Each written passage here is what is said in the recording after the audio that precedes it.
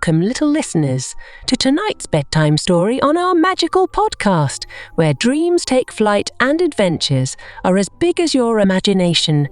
Tonight, we're going to visit a special town, where 3 young friends are about to embark on an incredible adventure.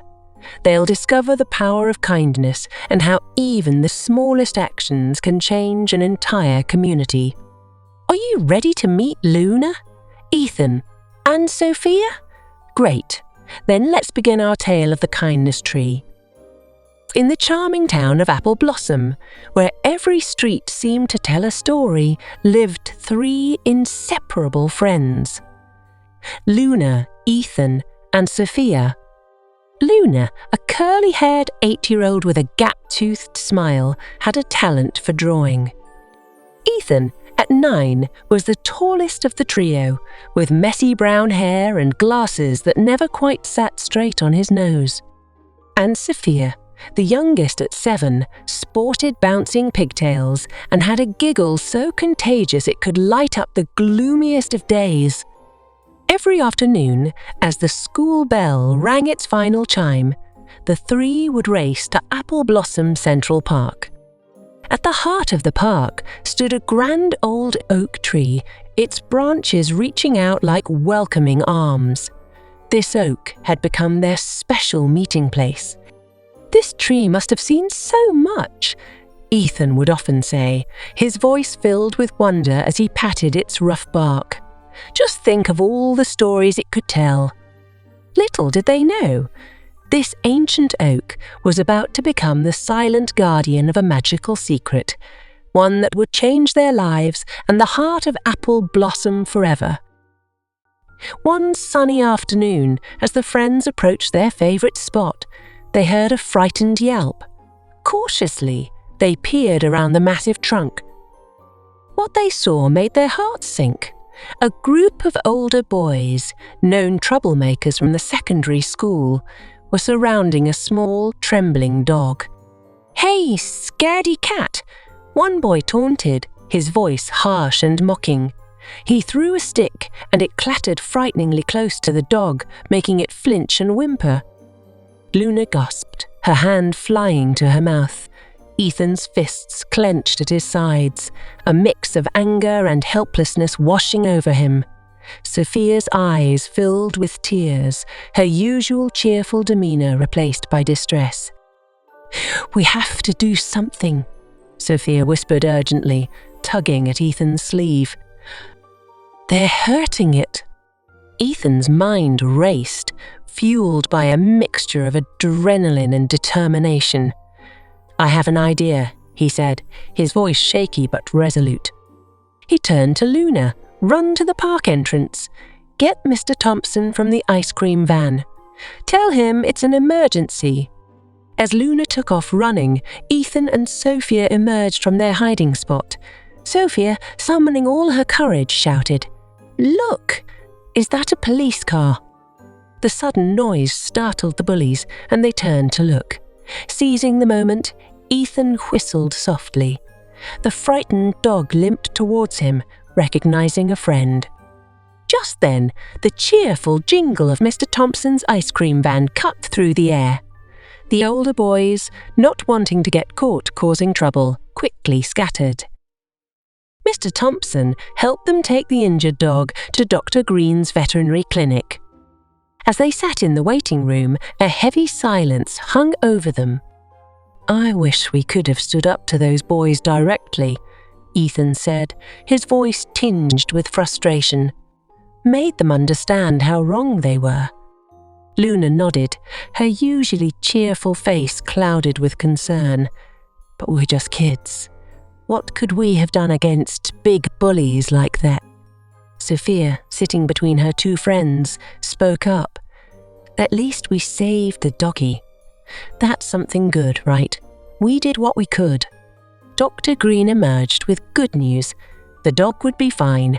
As they left the clinic, the weight of the day's events settled on them. "You know," Luna said thoughtfully, "there are lots of good people in Apple Blossom. Like Mr. Thompson, who helped us, and Dr. Green, who took care of the dog." Ethan nodded. "Yeah, But sometimes it feels like the mean stuff stands out more. Why do people have to be so cruel? Sophia, who had been quietly listening, suddenly perked up. "What if," she said slowly, her excitement building, "what if we could make the good stuff stand out instead?" The next day, buzzing with anticipation, the three friends met at their usual spot under the oak tree. Sophia shared her idea. "What if we use this tree to show all the good things people do in Apple Blossom?" Luna's eyes widened, like a kindness notice board. Ethan nodded enthusiastically. "We could write down the nice things we see people doing and hang them on the tree." Luna added a new dimension to the plan. "But what if we keep it a secret? Like we're mystery kindness spotters." The idea of a secret mission added an irresistible allure to their plan. They decided on code names, worked out a system for collecting and sharing their observations, and even came up with a special secret handshake to use when they had a new kind act to report. Over the next few days, Luna, Ethan, and Sophia became keen observers of their town. They kept their eyes peeled for acts of kindness, no matter how small. Each discovery was like finding a hidden treasure, filling them with warmth and excitement. They met secretly in Luna's treehouse, preparing their first batch of kindness notes. Sophia read aloud the note she had just finished. Mrs. Baker gave free cupcakes to the new family on Elm Street.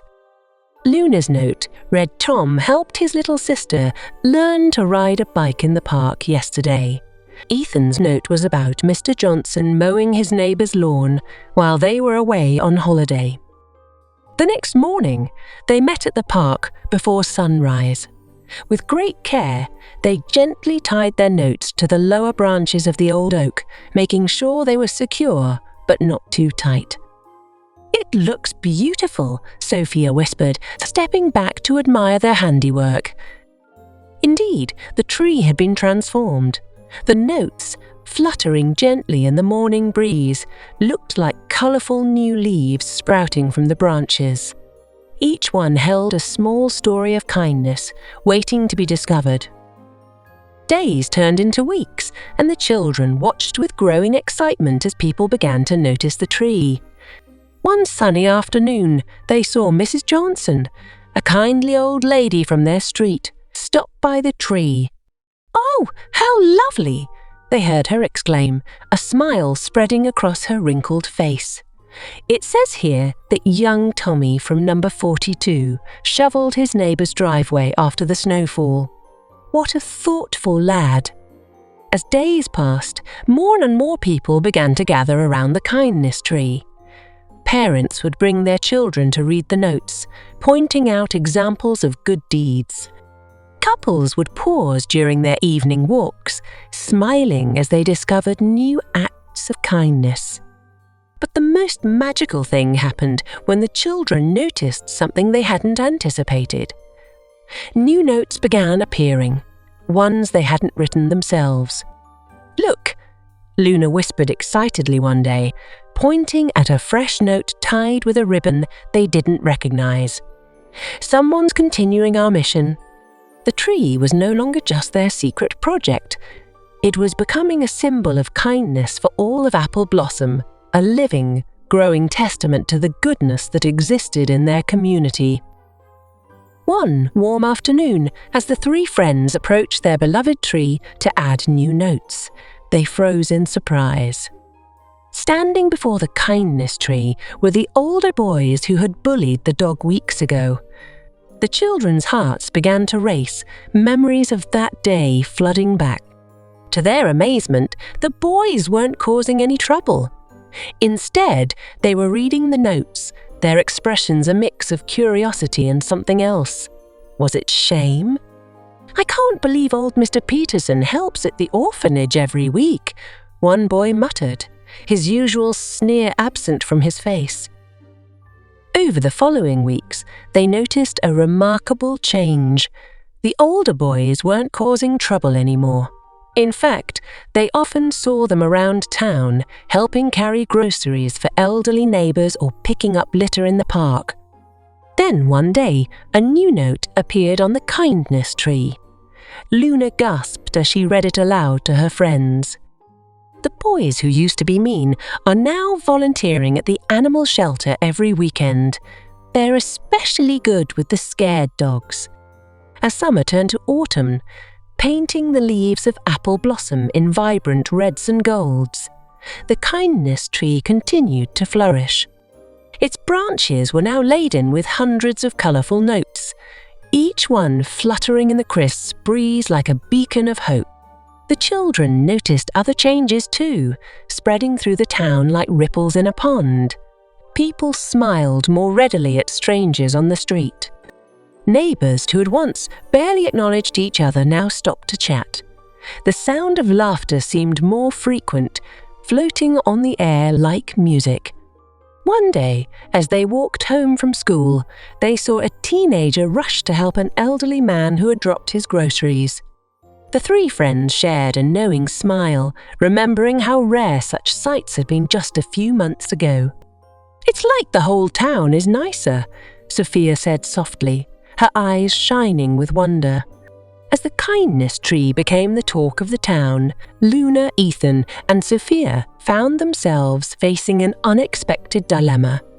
Their secret, once a source of excitement and pride, now felt heavy with the weight of its impact. "Do you think?" Ethan began hesitantly. "Should we tell everyone it was us who started it?" Luna looked up from her sketchbook, surprise etched on her face. "Tell everyone. But it's our secret." Sophia, who had been quietly arranging acorns on the floor, chimed in. "But think about it. We've done something really good. Maybe if people knew it was us, they'd listen to kids more." After much discussion, Luna's wisdom shone through. "I think the mystery makes it special, like a town secret everyone shares." Her words hung in the air, and slowly, understanding dawned on their faces. They decided their involvement would remain their own special secret, a treasure they would hold in their hearts. On a crisp autumn day, when the air was sharp with the promise of winter, Luna, Ethan, and Sophia stood before the kindness tree. The grand old oak, once just a meeting spot, now stood as a monument to the goodness in their community. "We did it," Ethan said softly, his eyes misty behind his glasses. Luna squeezed her friend's hands, her heart full of emotion. "We really did," she whispered. Sophia giggled, her pigtails bouncing as she did a little dance of joy. "And nobody knows it was us." As they stood there, lost in reflection, they noticed a group gathering around the tree. People of all ages were reading notes, smiling and adding new ones. The kindness tree had taken on a life of its own, growing beyond their wildest dreams. They watched as Mrs. Johnson helped a young boy reach a high branch to tie his note. Nearby, the former bullies, now regular volunteers at the animal shelter, were reading notes with genuine smiles on their faces. The three friends shared a secret smile, warmth blooming in their chests. Their job was done, but they knew they'd always be the original kindness spotters of apple blossom. They had planted a seed of goodness, and it had grown into something beautiful beyond their imagination. As they turned to leave, Ethan suddenly stopped. "You know," he said, his voice filled with wonder, "I think we've only just begun. There's so much more kindness to spot, so many more people to inspire." Laughing, the three friends linked arms and walked away from the tree, their minds already wiring with new ideas. Behind them, the kindness tree stood tall and proud, its branches reaching out like welcoming arms to all who passed by. And there you have it, little listeners, the story of the kindness tree and how three brave children transformed their town with the magic of kindness. Remember, just like Luna, Ethan, and Sophia, you too have the power to make the world a little bit brighter every day. If you enjoyed tonight's tale, don't forget to share the story with your friends and subscribe to our magical podcast. As the story ends and the children close their eyes, they enter a world where anything is possible, and then they dreamed.